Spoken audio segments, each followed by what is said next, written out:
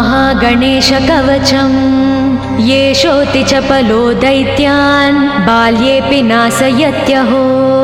अग्रे किं कर्म कर्तेति न जाने मुनिसत्तमा।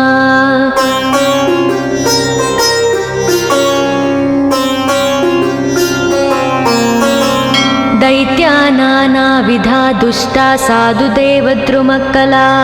अतोऽस्य कण्ठे किञ्चित्यं रक्षां सम्बद्धुमर्णसि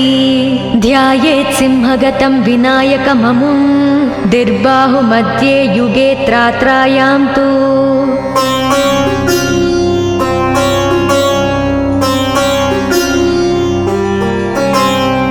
मयूरवाहनममुं षड्बाहुकं सिद्धम् ईद्वापरे तु गजाननं युगभुजं रक्ताङ्गरागं विभुं तुर्ये तु द्विभुजं सिताङ्गरुचिरं सर्वार्धरं सर्वदा।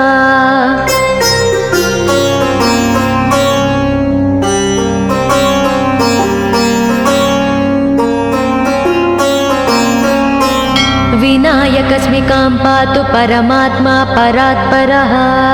अतिसुन्दरकायस्तु मस्तकं सुमहोत्कटः ललाटं कश्यपः पातु भ्रूयुगं तु महोदरः नयने बालचन्द्रस्तु गजास्य स्रोष्टपल्लवौ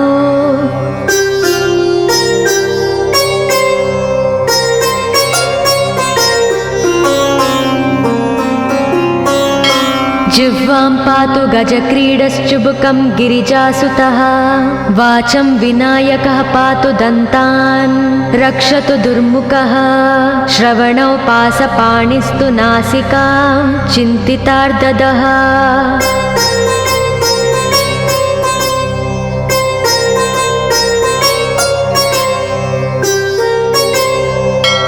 गणेशस्तु मुखं पातु कण्ठं पातु गणाधिपः स्कन्दौ पातु गजस्कन्दः स्तने विघ्नविनाशनः हृदयं गणनादस्तु हेरम्बो जठरं महान् धराधरः पातु पार्ष्णौ पृष्ठं विघ्नहरस्मुभः लिङ्गं गुह्यं सदा पातु वक्रतुण्डो महाबलः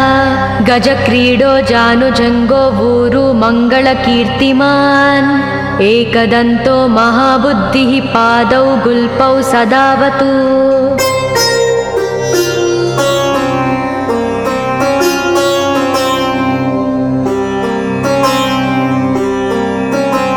क्षिप्रप्रसादनो बाहुपाणि आसप्रपूरकः अङ्गुलीच्च नखान् पातु पद्महस्तोरिनासनः सर्वाङ्गानि मयूरेशो विश्वव्यापी सदावतु अनुक्तमपि यत्स्थानं धूमकेतु सदावतु आमोदस्तग्रतः पातु प्रमोदः पृष्ठतोऽवतु प्राच्यां रक्षतु बुद्धि स आज्ञेयां सिद्धिदायकम्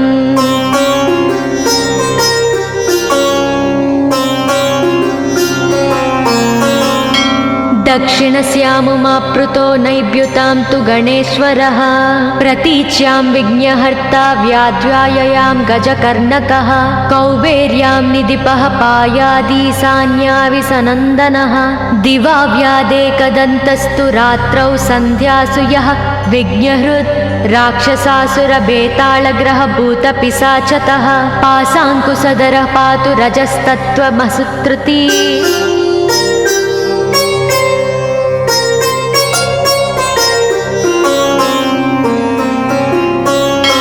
ज्ञानं धर्मं च लक्ष्मी च लज्जां कीर्तिं तदाकुलम्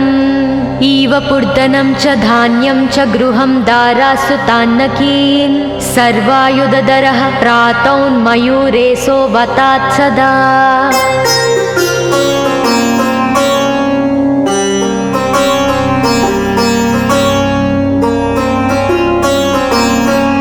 कपिलो जानुकं पातु गजास्वान् विकटोऽवतु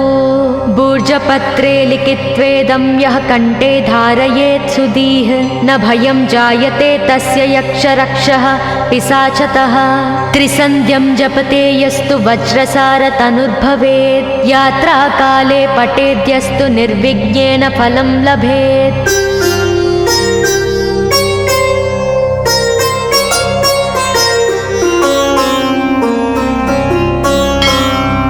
युद्धकाले पठेद्यस्तु विजयं चाप्नुयाद्ध्रुवम् मरणोच्चाटनार्कषस्तम्भमोहनकर्मिणी सप्तवारं जपेदेत्तनानामेकविंशतिः ततत्फलमवाप्नोति साधको नात्र संशयः।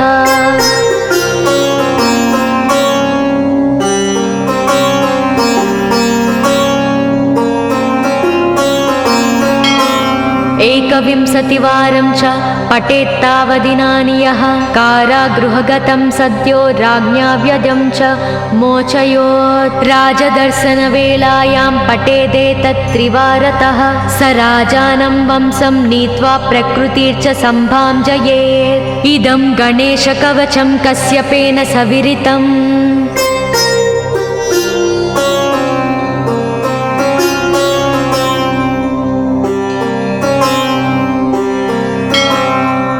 मुद्गलाय च तेनादमाण्डव्याय महर्षये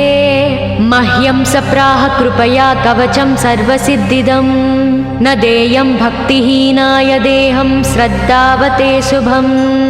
अनेनास्य कृता रक्षा न बाध्या स भवेद्व्याचेत् राक्षसासुरबेताल दैत्यदानव संभवाः।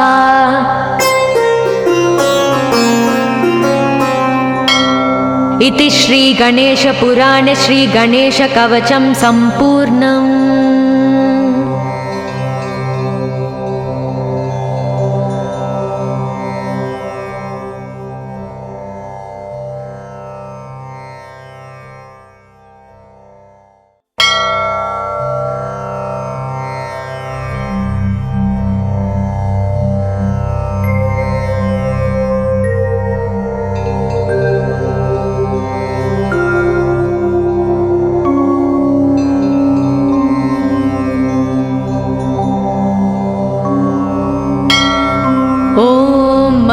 गणेशकवचं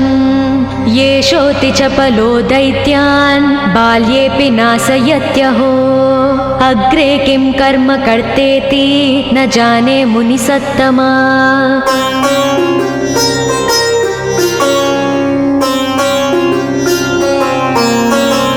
दैत्या नानाविधा दुष्टा साधुदेवद्रुमकला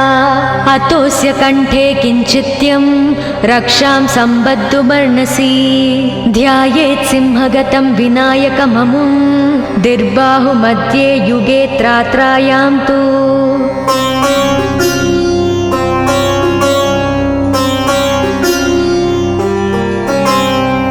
मयूरवाहनममुं षड्बाहुकं सिद्धम् ईद्वापरे तु गजाननं युगभुजं रक्ताङ्गरागं विभुं तुर्ये तु द्विभुजं सिताङ्गरुचिरं सर्वार्धरं सर्वदा।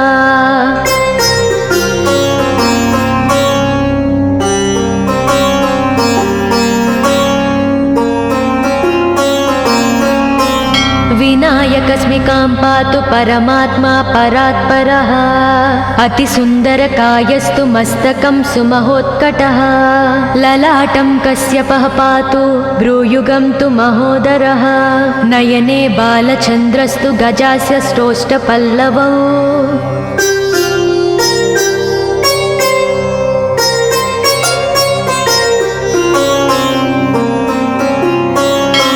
जिह्वां पातु गजक्रीडश्चुबुकं गिरिजासुतः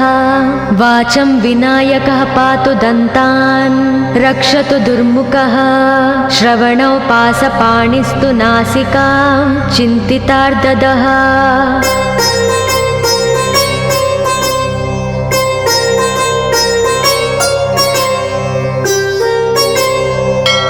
गणेशस्तु मुखं पातु कण्ठं पातु गणाधिपः स्कन्दौ पातु गजस्कन्दः स्तने विघ्नविनाशनः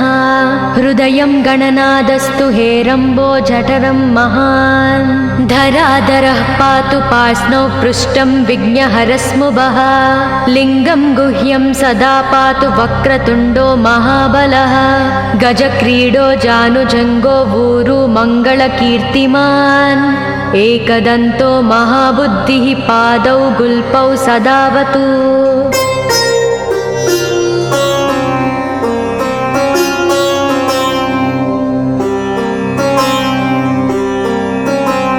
क्षिप्रप्रसादनो बाहुपाणि आसप्रपूरकः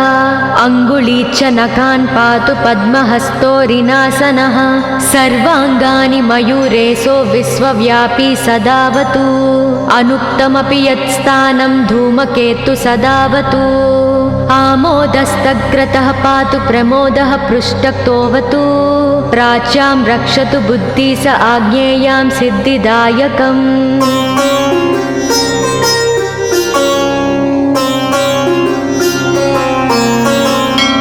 दक्षिणस्यामुमाप्लुतो नैव्युतां तु गणेश्वरः प्रतीच्यां विघ्नहर्ता व्याध्याययां गजकर्णकः कौबेर्यां निधिपः पायादीशान्याविसनन्दनः दिवा व्यादेकदन्तस्तु रात्रौ सन्ध्यासु यः विघ्नहृत् राक्षसासुरबेताళग्रहभूतपिशाचतः पासाङ्कुशधरः पातु रजस्तत्त्वमसुत्रुती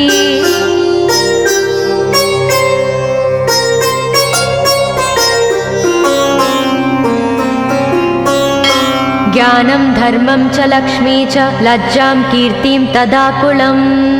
इव पूर्धनं च धान्यं च गृहं दारासु तान्नकीन् सर्वायुधधरः प्रातौन्मयूरेशो वतात् सदा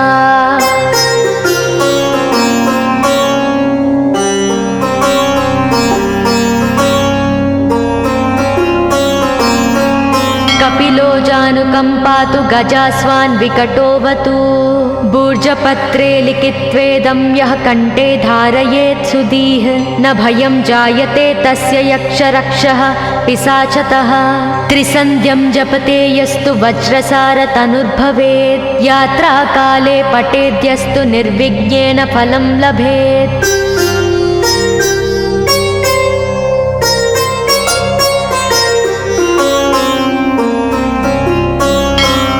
युद्धकाले पठेद्यस्तु विजयं चाप्नुयाद्ध्रुवम् मरणोच्चाटनार्कर्षस्तम्भमोहनकर्मिणी सप्तवारं जपेदेत्तनानामेकविंशतिः ततत्फलमवाप्नोति साधको नात्र संशयः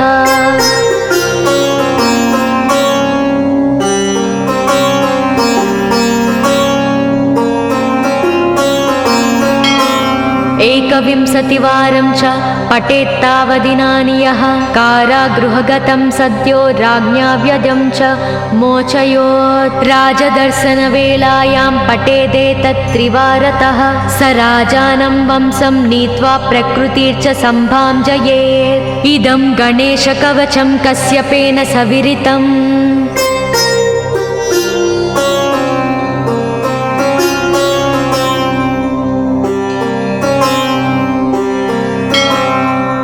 मुद्गलाय च तेनादमाण्डव्याय महर्षये मह्यं सप्राह कृपया कवचं सर्वसिद्धिदं न देयं भक्तिहीनाय देहं श्रद्धावते शुभम्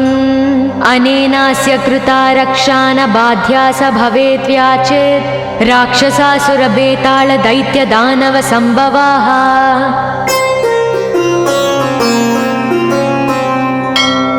इति श्रीगणेशपुराणे श्रीगणेशकवचं सम्पूर्णम्।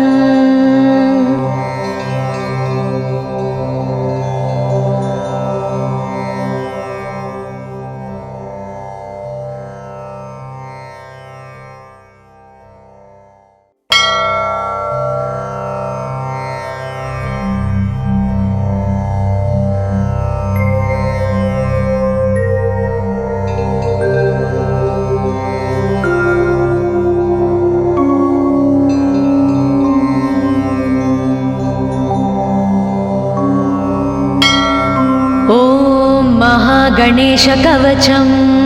येषोऽति चपलो दैत्यान् बाल्येऽपि नाशयत्यहो अग्रे किं कर्म कर्तेति न जाने मुनिसत्तमा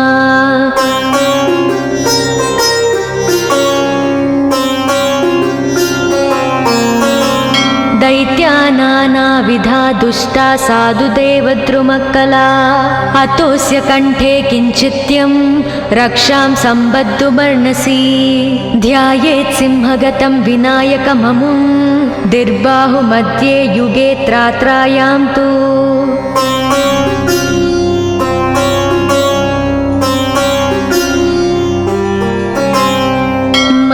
गरुडवाहनममुं षड्बाहुकं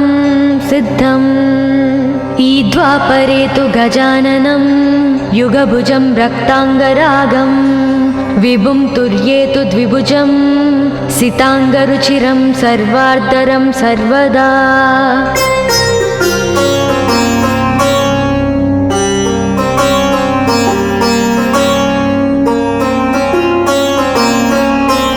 विनायकस्मिकां पातु परमात्मा परात्परः अतिसुन्दरकायस्तु मस्तकं सुमहोत्कटः ललाटं कश्यपः पातु भ्रूयुगं तु महोदरः नयने बालचन्द्रस्तु गजास्य श्रोष्ठपल्लवौ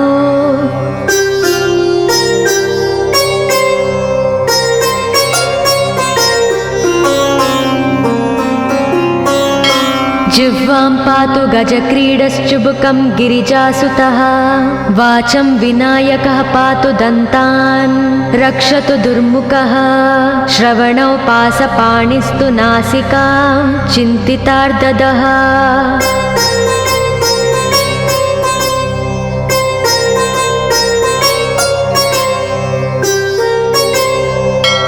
गणेशस्तु मुखं पातु कण्ठं पातु गणाधिपः स्कन्दौ पातु गजस्कन्दः स्तने विघ्नविनाशनः हृदयं गणनादस्तु हेरम्बो जठरं महान् धराधरः पातु पार्ष्णौ पृष्ठं विघ्नहरस्मुभः लिङ्गं गुह्यं सदा पातु वक्रतुण्डो महाबलः गजक्रीडो जानुजङ्गो ऊरु मङ्गलकीर्तिमान् एकदन्तो महाबुद्धिः पादौ गुल्पौ सदावतु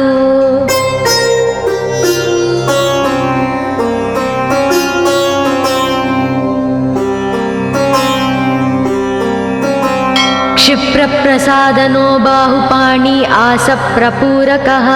अङ्गुली च नखान् पातु पद्महस्तोरिनासनः सर्वाङ्गानि मयूरेशो विश्वव्यापी सदावतु अनुक्तमपि यत्स्थानं धूमकेतु सदावतु आमोदस्तग्रतः पातु प्रमोदः पृष्ठतोऽवतु प्राच्यां रक्षतु बुद्धि स आज्ञेयां सिद्धिदायकम्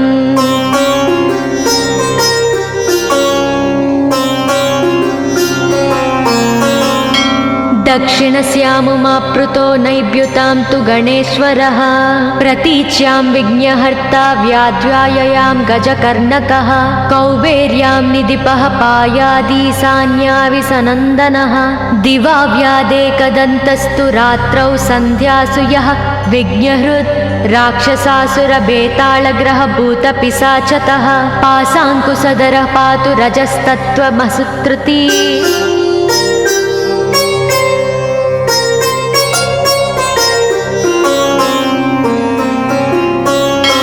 ज्ञानं धर्मं च लक्ष्मी च लज्जां कीर्तिं तदाकुलम् इव पूर्धनं च धान्यं च गृहं दारासु तान्नकीन् सर्वायुधधरः प्रातौन्मयूरेशो वतात् सदा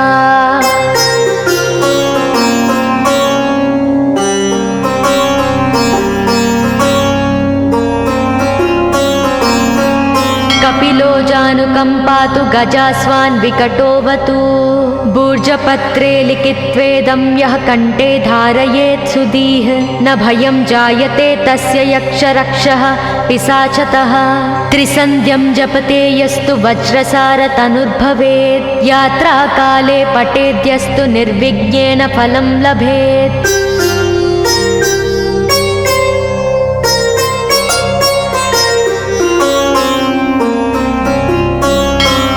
युद्धकाले पठेद्यस्तु विजयं चाप्नुयाद्ध्रुवम्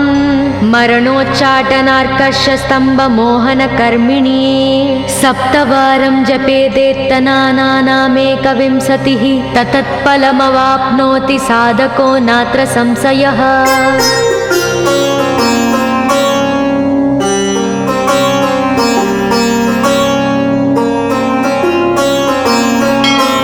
एकविंशतिवारं च पठेत्तावदिनानि यः कारागृहगतं सद्यो राज्ञा व्यदं च मोचयोत्। राजदर्शनवेलायां पठेदेतत् त्रिवारतः स राजानं वंशं नीत्वा प्रकृतिर्च सम्भाञ्जयेत्। इदं गणेशकवचं कश्यपेन सविरितम्।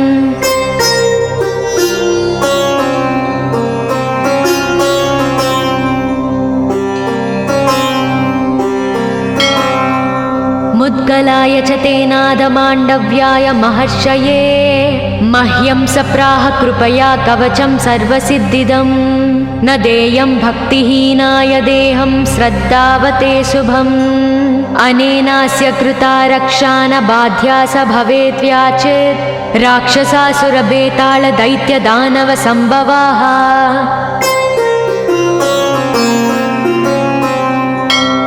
इति श्रीगणेशपुराणे श्रीगणेशकवचं सम्पूर्णम्।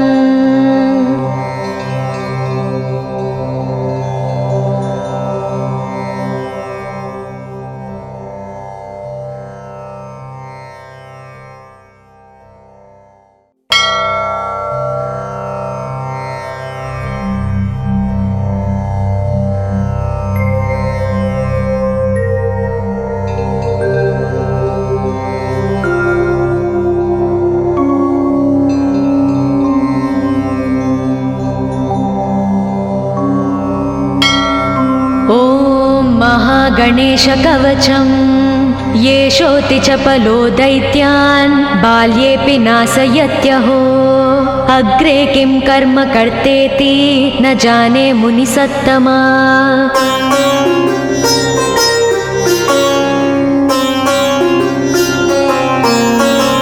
दैत्या नानाविधा दुष्टा साधुदेवद्रुमक्कला।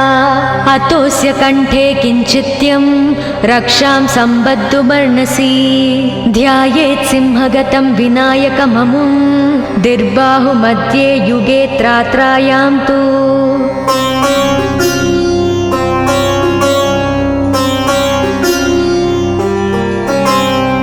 मयूरवाहनममुं षड्बाहुकं सिद्धम्। ईद्वापरे तु गजाननं युगभुजं रक्ताङ्गरागं। विभुं तुर्ये तु द्विभुजं सिताङ्गरुचिरं सर्वार्धरं सर्वदा।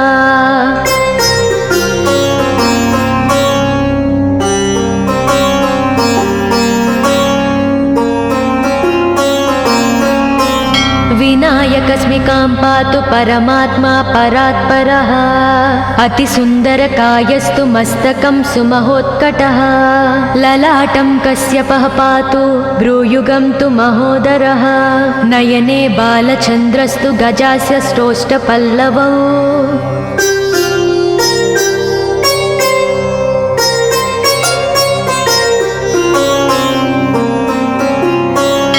जिह्वां पातु गजक्रीडश्चुबुकं गिरिजासुतः। वाचं विनायकः पातु दन्तान् रक्षतु दुर्मुखः। श्रवणौ पासपाणिस्तु नासिकां चिन्तितार्ददः।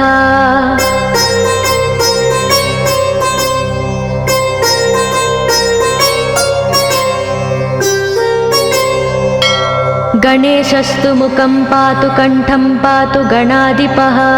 स्कन्दौ पातु गजस्कन्दः स्तने विघ्नविनाशनः।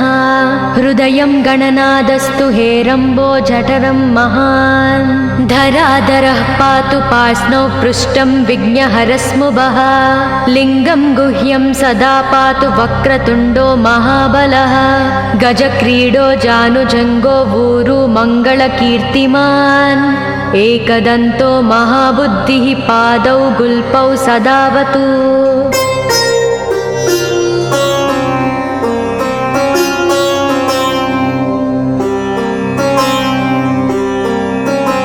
क्षिप्रप्रसादनो बाहुपाणि आसप्रपूरकः। अङ्गुलीच्च नखान् पातु पद्महस्तोरिनासनः। सर्वाङ्गानि मयूरेशो विश्वव्यापी सदावतु। अनुक्तमपि यत्स्थानं धूमकेतु सदावतु। आमोदस्तग्रतः पातु प्रमोदः पृष्ठक्तोऽवतु प्राच्यां रक्षतु बुद्धि स आज्ञेयां सिद्धिदायकम्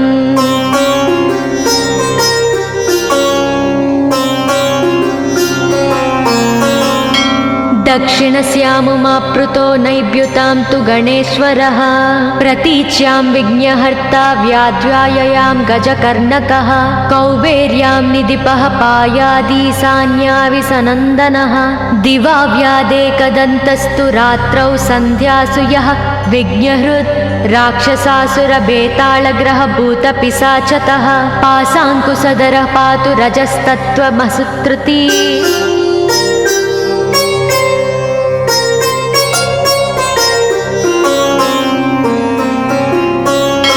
ज्ञानं धर्मं च लक्ष्मी च लज्जां कीर्तिं तदाकुलम्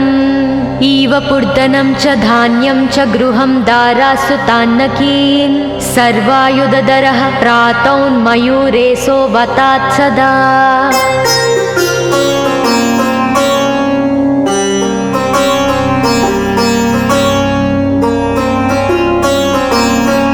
कपिलो जानुकम्पातु गजास्वान् विकटोऽवतु भूर्जपत्रे लिखित्वेदं यः कण्ठे धारयेत् सुधीः न भयं जायते तस्य यक्षरक्षः पिशाचतः त्रिसन्ध्यं जपते यस्तु वज्रसारतनुर्भवेत् यात्राकाले पठेद्यस्तु निर्विघ्नेन फलं लभेत्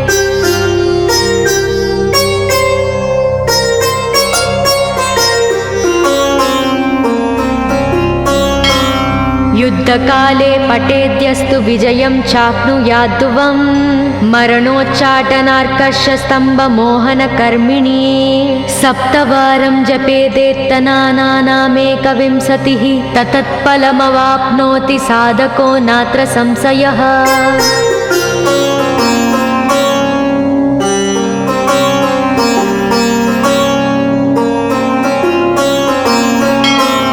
एकविंशतिवारं च पठेत्तावदिनानि यः कारागृहगतं सद्यो राज्ञा व्यजं च मोचयोत् राजदर्शनवेलायां पठेदेतत्त्रिवारतः स राजानं वंशं नीत्वा प्रकृतिर्च सम्भाजयेत् इदं गणेशकवचं कश्यपेन सविरितम्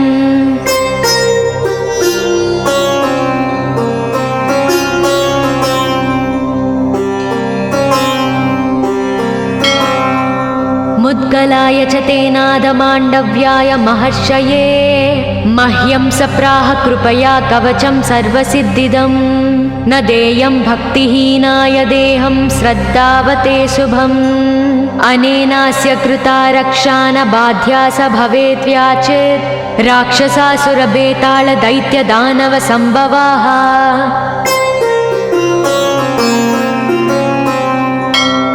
इति श्रीगणेशपुराणे श्रीगणेशकवचं सम्पूर्णम्।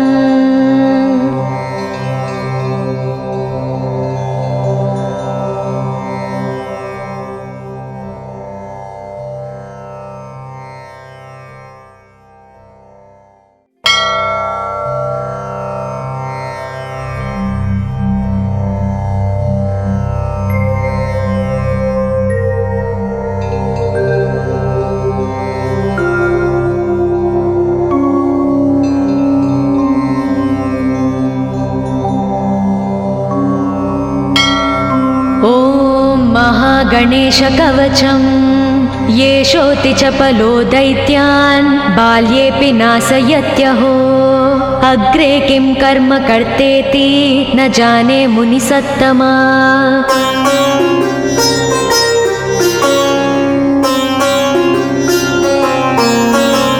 दैत्या नानाविधा दुष्टा साधुदेवद्रुमक्कला अतोऽस्य कण्ठे किञ्चित्यं रक्षां सम्बद्धुमर्णसि ध्यायेत् सिंहगतं विनायकममुं दिर्बाहुमध्ये युगे त्रात्रायां तु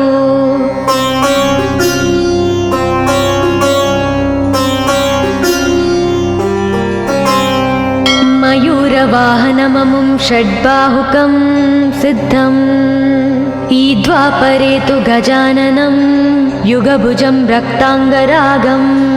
विभुं तुर्येतु द्विभुजं सिताङ्गरुचिरं सर्वार्धरं सर्वदा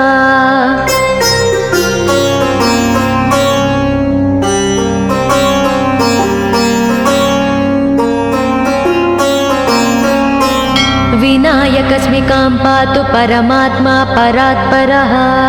अतिसुन्दरकायस्तु मस्तकं सुमहोत्कटः ललाटं कश्यपः पातु भ्रूयुगं तु महोदरः नयने बालचन्द्रस्तु गजास्य स्रोष्ठपल्लवौ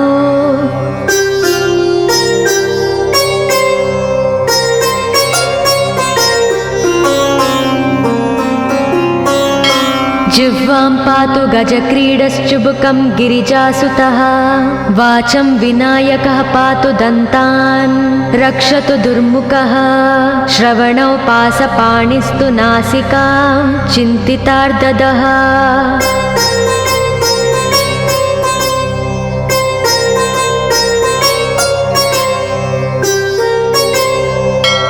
गणेशस्तु मुखं पातु कण्ठं पातु गणाधिपः स्कन्दौ पातु गजस्कन्दः स्तने विघ्नविनाशनः हृदयं गणनादस्तु हेरम्बो जठरं महान् धराधरः पातु पार्ष्णौ पृष्ठं विघ्नहरस्मुभः लिङ्गं गुह्यं सदा पातु वक्रतुण्डो महाबलः गजक्रीडो जानुजङ्गो ऊरु मङ्गलकीर्तिमान् एकदन्तो महाबुद्धिः पादौ गुल्पौ सदावतु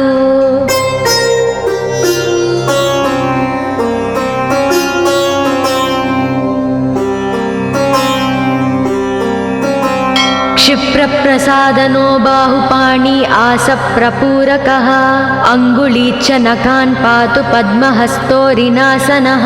सर्वाङ्गानि मयूरेशो विश्वव्यापी सदावतु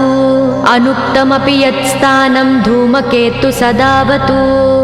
आमोदस्तग्रतः पातु प्रमोदः पृष्ठतोऽवतु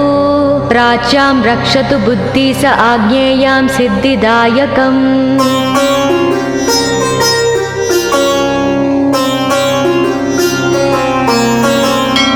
दक्षिणस्यामुमाप्लुतो नैव्युतां तु गणेश्वरः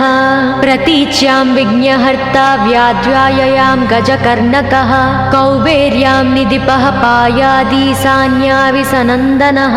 दिवा व्यादेकदन्तस्तु रात्रौ सन्ध्यासु यः विघ्नहृत् राक्षसासुरबेताళग्रहभूतपिशाचतः पाशाङ्कुशधरः पातु रजस्तत्त्वमसुत्रुति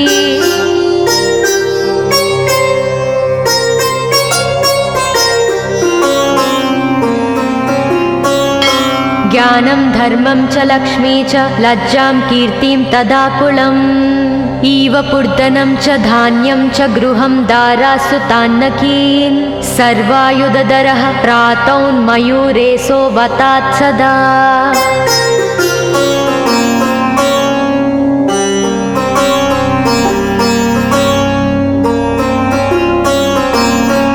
कपिलो जानुकं पातु गजास्वान् विकटोऽवतु भूर्जपत्रे लिखित्वेदं यः कण्ठे धारयेत् सुधीः न भयं जायते तस्य यक्षरक्षः पिशाचतः त्रिसन्ध्यं जपते यस्तु वज्रसारतनुर्भवेत् यात्राकाले पठेद्यस्तु निर्विघ्नेन फलं लभेत्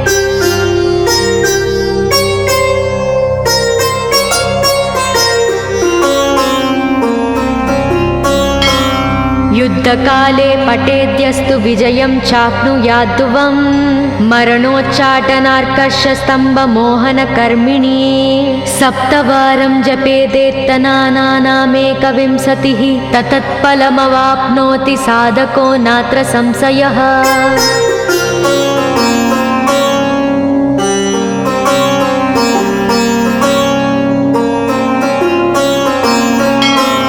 एकविंशतिवारं च पठेत्तावदिनानि यः कारागृहगतं सद्यो राज्ञा व्यजं च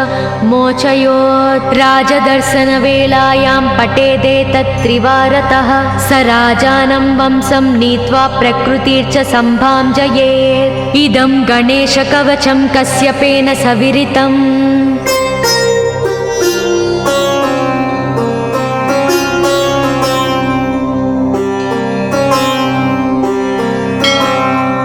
मुद्गलाय च तेनादमाण्डव्याय महर्षये मह्यं सप्राह कृपया कवचं सर्वसिद्धिदं न देयं भक्तिहीनाय देहं श्रद्धावते शुभम् अनेनास्य कृता रक्षा न बाध्या स भवेद्व्याचेत् राक्षसासुरबेतालदैत्यदानवसम्भवाः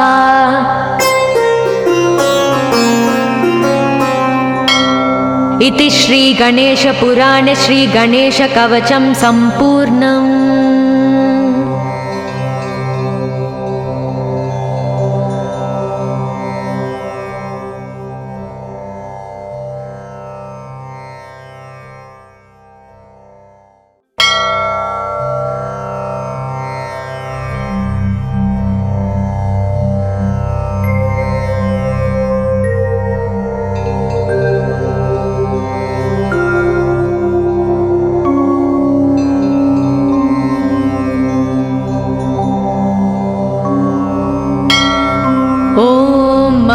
गणेशकवचं येषोऽति चपलो दैत्यान् बाल्येऽपि नाशयत्यहो अग्रे किं कर्म कर्तेति न जाने मुनिसत्तमा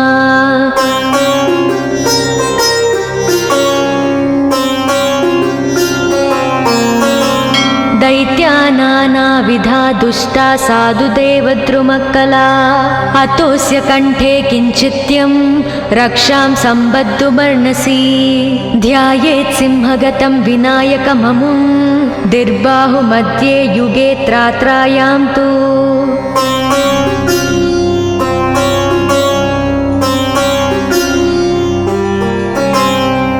मयूरवाहनममुं षड्बाहुकं सिद्धम् ईद्वापरे तु गजाननं युगभुजं रक्ताङ्गरागं विभुं तुर्ये तु द्विभुजं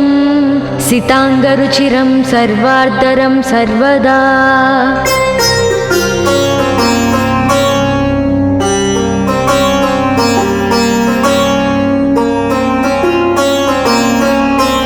विनायकस्मिकां पातु परमात्मा परात्परः अतिसुन्दरकायस्तु मस्तकं सुमहोत्कटः ललाटं कश्यपः पातु भ्रूयुगं तु महोदरः नयने बालचन्द्रस्तु गजास्य स्रोष्टपल्लवौ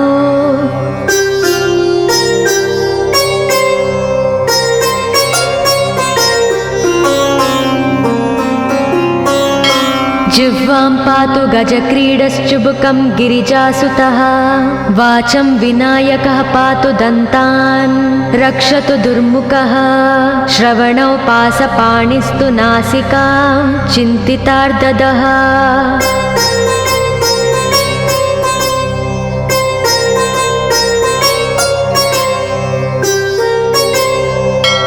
गणेशस्तु मुखं पातु कण्ठं पातु गणाधिपः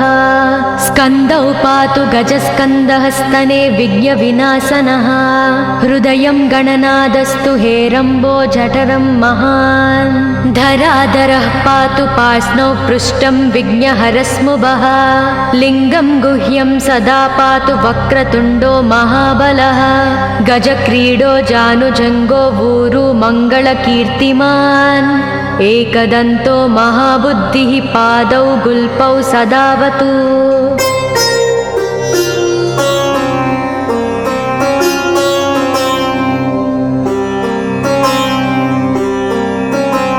क्षिप्रप्रसादनो बाहुपाणि आसप्रपूरकः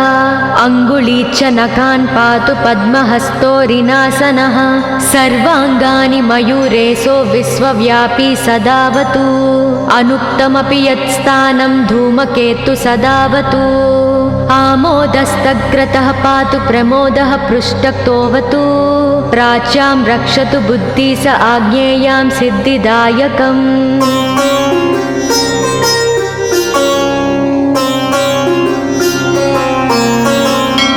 दक्षिणस्यामुमाप्लुतो नैव्युतां तु गणेश्वरः प्रतीच्यां विघ्नहर्ता व्याध्याययां गजकर्णकः कौबेर्यां निधिपः पायादीशान्याविसनन्दनः दिवा व्यादेकदन्तस्तु रात्रौ सन्ध्यासु यः विघ्नहृत् राक्षसासुरबेताళग्रहभूतपिशाचतः पासाङ्कुशधरः पातु रजस्तत्त्वमसुत्रुती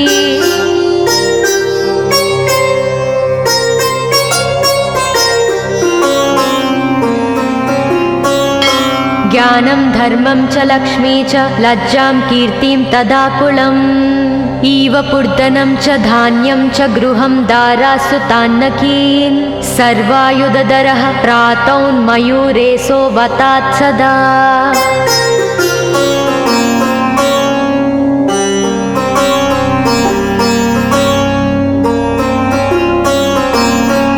कपिलो जानुकम्पातु गजास्वान् विकटोऽवतु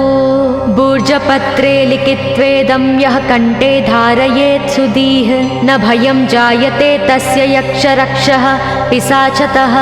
त्रिसन्ध्यं जपते यस्तु वज्रसारतनुर्भवेत् यात्राकाले पठेद्यस्तु निर्विघ्नेन फलं लभेत्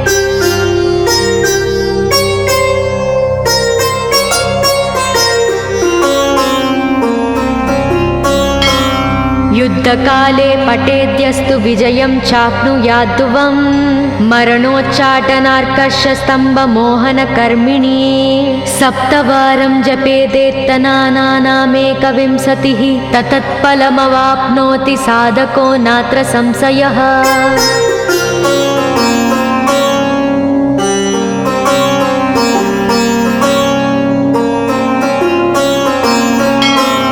एकविंशतिवारं च पठेत्तावदिनानि यः कारागृहगतं सद्यो राज्ञा व्यजं च मोचयोत् राजदर्शनवेलायां पठेदेतत्त्रिवारतः स राजानं वंशं नीत्वा प्रकृतिर्च सम्भाजयेत् इदं गणेशकवचं कश्यपेन सविरितम्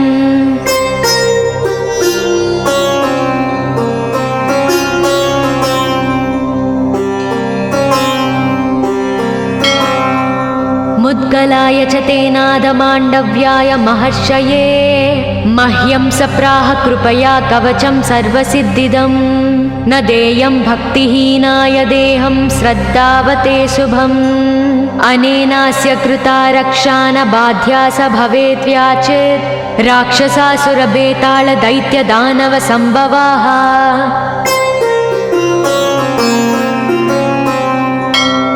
इति श्रीगणेशपुराणे श्रीगणेशकवचं सम्पूर्णम्।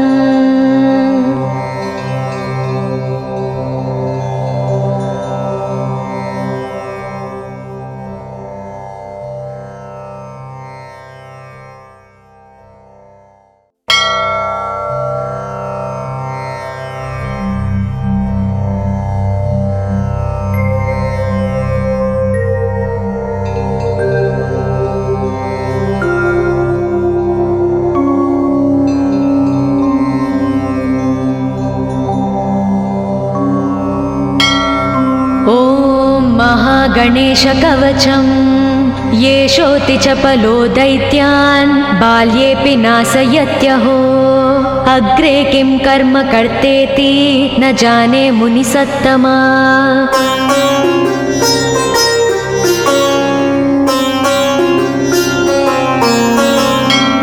दैत्यानानाविधा दुष्टा साधुदेवद्रुमकला अतोऽस्य कण्ठे किञ्चित्यं रक्षां सम्बद्धुमर्णसि ध्यायेत् सिंहगतं विनायकममुं दिर्बाहुमध्ये युगे त्रात्रायां तु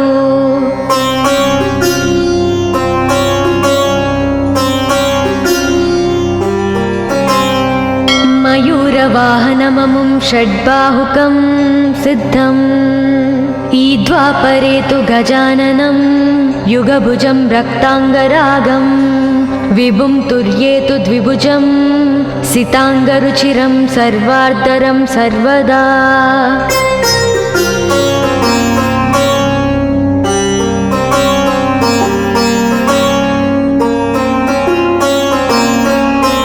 विनायकस्मिकां मां पातु परमात्मा परात्परः अतिसुन्दरकायस्तु मस्तकं सुमहोत्कटः ललाटं कश्यपः पातु भ्रूयुगं तु महोदरः नयने बालचन्द्रस्तु गजास्य श्रोष्ठपल्लवौ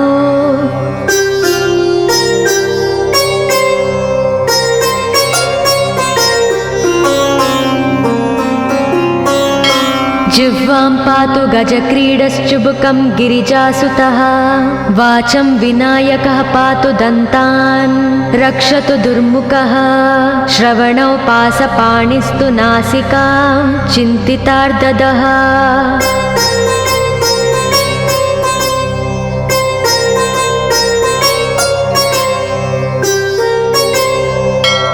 गणेशस्तु मुखं पातु कण्ठं पातु गणाधिपः स्कन्दौ पातु गजस्कन्दः स्तने विघ्नविनाशनः हृदयं गणनादस्तु हेरम्बो जठरं महान् धराधरः पातु पार्ष्णौ पृष्ठं विघ्नहरस्मुभः लिङ्गं गुह्यं सदा पातु वक्रतुण्डो महाबलः गजक्रीडो जानुजङ्गो ऊरु मङ्गलकीर्तिमान् एकदन्तो महाबुद्धिः पादौ गुल्पौ सदावतु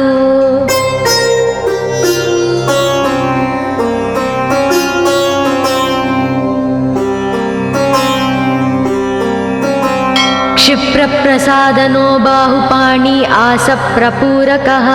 अङ्गुलीच्च नखान् पातु पद्महस्तोरिनासनः सर्वाङ्गानि मयूरेशो विश्वव्यापी सदावतु अनुक्तमपि यत्स्थानं धूमकेतु सदावतु आमोदस्तग्रतः पातु प्रमोदः पृष्ठतोऽवतु प्राच्यां रक्षतु बुद्धि स आज्ञेयां सिद्धिदायकम्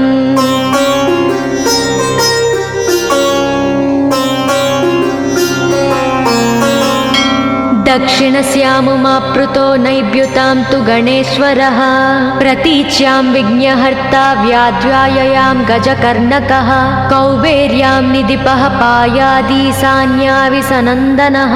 दिवा व्यादेकदन्तस्तु रात्रौ सन्ध्यासु यः विघ्नहृत् राक्षसासुरभेतालग्रह भूतपिशाचतः पाशाङ्कुशधरः पातु रजस्तत्त्वमसुत्रुती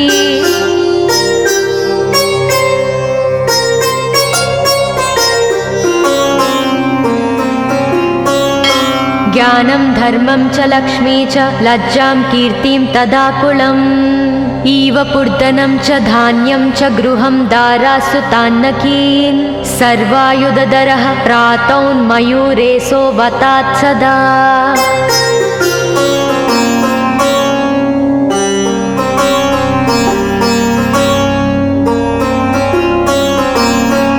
कपिलो जानुकं पातु गजास्वान् विकटोऽवतु भूर्जपत्रे लिखित्वेदं यः कण्ठे धारयेत् सुधीः न भयं जायते तस्य यक्षरक्षः पिशाचतः त्रिसन्ध्यं जपते यस्तु वज्रसारतनुर्भवेत् यात्राकाले पठेद्यस्तु निर्विघ्नेन फलं लभेत्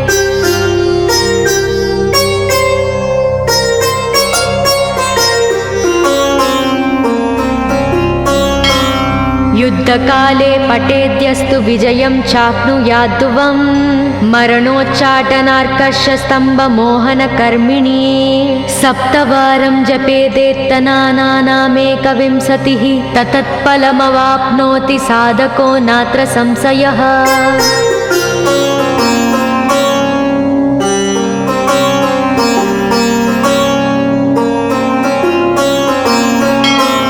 एकविंशतिवारं च पठेत्तावदिनानि यः कारागृहगतं सद्यो राज्ञा व्यजं च मोचयोत् राजदर्शनवेलायां पठेदेतत्त्रिवारतः स राजानं वंशं नीत्वा प्रकृतिर्च सम्भाञ्जयेत् इदं गणेशकवचं कश्यपेन सविरितम्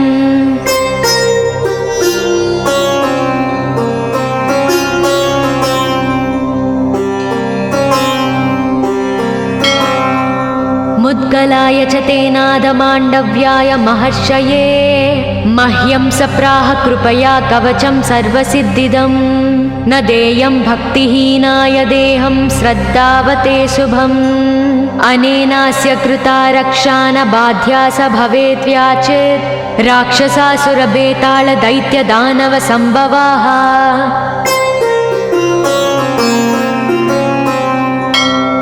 इति श्री गणेश पुराणे श्री गणेश कवचं सम्पूर्णम्।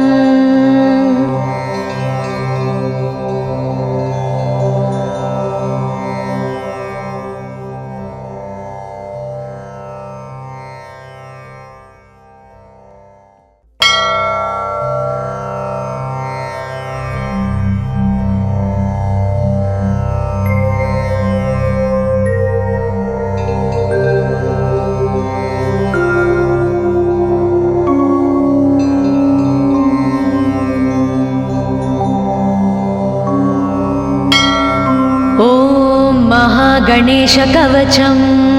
येषोऽति चपलो दैत्यान् बाल्येऽपि नाशयत्यहो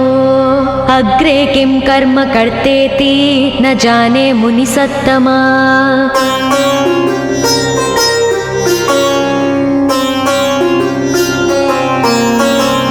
दैत्या नानाविधा दुष्टा साधुदेवद्रुमक्कला अतोऽस्य कण्ठे किञ्चित्यं रक्षां सम्बद्धुमर्णसि ध्यायेत् सिंहगतं विनायकममुं दिर्बाहुमध्ये युगे त्रात्रायां तु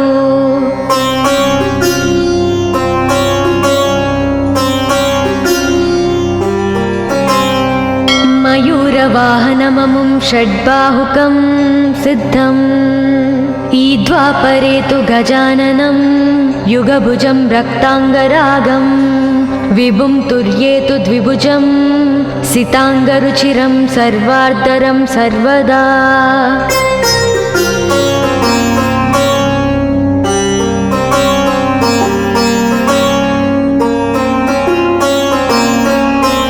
विनायकस्मिकां पातु परमात्मा परात्परः अतिसुन्दरकायस्तु मस्तकं सुमहोत्कटः ललाटं कश्यपः पातु भ्रूयुगं तु महोदरः नयने बालचन्द्रस्तु गजास्य श्रोष्ठपल्लवौ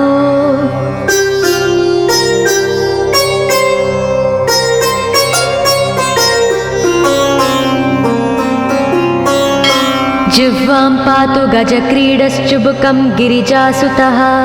वाचं विनायकः पातु दन्तान् रक्षतु दुर्मुखः श्रवणौ पासपाणिस्तु नासिकां चिन्तितार्ददः।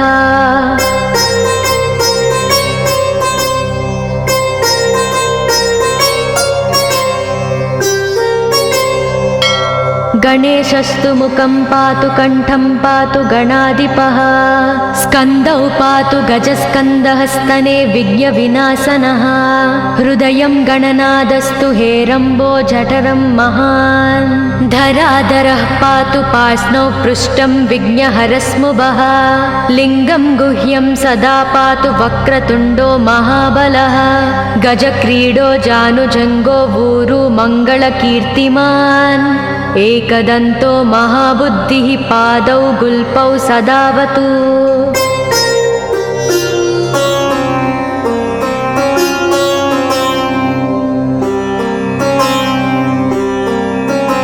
क्षिप्रप्रसादनो बाहुपाणि आसप्रपूरकः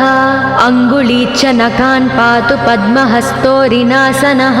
सर्वाङ्गानि मयूरेशो विश्वव्यापी सदावतु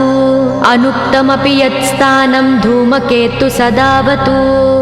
आमोदस्तग्रतः पातु प्रमोदः पृष्ठतोऽवतु प्राच्यां रक्षतु बुद्धि स आज्ञेयां सिद्धिदायकम्।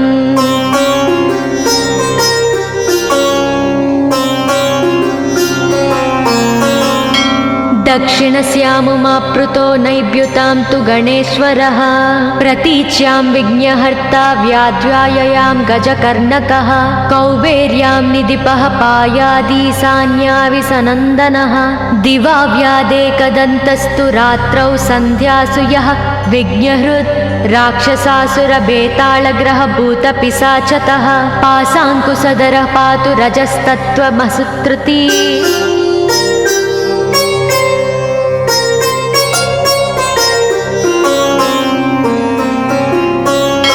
ज्ञानं धर्मं च लक्ष्मी च लज्जां कीर्तिं तदा कुलम्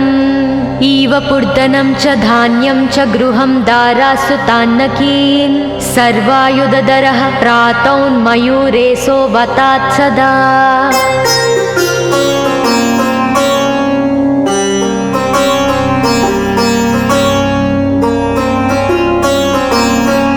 कपिलो जानुकम्पातु गजास्वान् विकटोऽवतु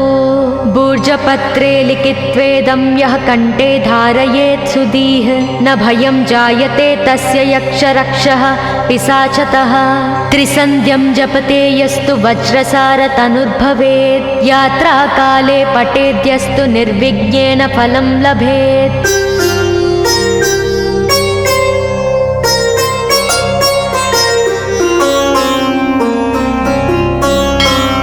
युद्धकाले पठेद्यस्तु विजयं चाप्नुयाद्ध्रुवम् मरणोच्चाटनार्कर्षस्तम्भमोहनकर्मिणी सप्तवारं जपेदेत्तनानामेकविंशतिः ततत्फलमवाप्नोति साधको नात्र संशयः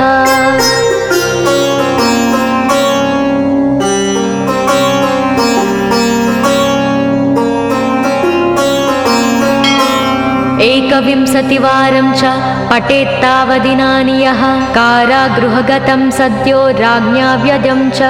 मोचयोत् राजदर्शनवेलायां पठेदेतत्त्रिवारतः स राजानं वंशं नीत्वा प्रकृतिर्च सम्भाञ्जयेत् इदं गणेशकवचं कश्यपेन सविरितम्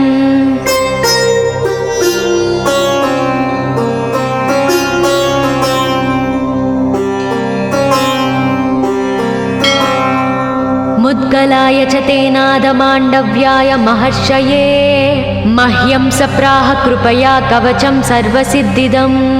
न देयं भक्तिहीनाय देहं श्रद्धावते शुभम् अनेनास्य कृता रक्षा न बाध्या स भवेत् व्याचेत् राक्षसासुरभेतालदैत्यदानवसम्भवाः